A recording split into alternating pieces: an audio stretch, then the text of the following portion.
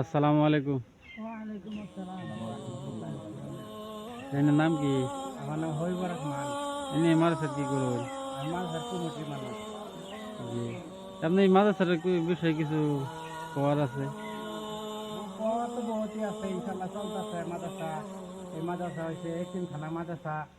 আর এই মাদ্রাসা বাদে কাম চলতেছে, দূর দরাজ যাওয়া হয়। তারপরে রাইজের পয়সা দেয় কাম চলতেছে, রাইজের পয়সা দেয় এই তিন বাচ্চারে খাওয়ানি হইতেছে।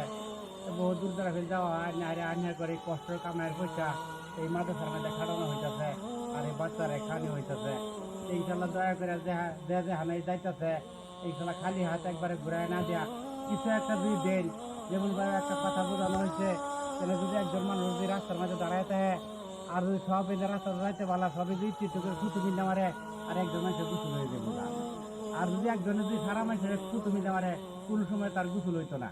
এই জন্য সবই একটু একটু করে যদি আপনারা যদি দয়া মেহরবান করে যদি এই এতিমখানা মাদ্রাসার মাঝে যদি কিছু একটা পয়সা দেয় যদি সহায় করুন, তো কিছুদিনের ভিতরে এই কামটা উড়ার চেষ্টা হইব। আর বাচ্চারা তাহা সুযোগ হইব, মাদ্রাসাটাও হয়ে যাবো গা।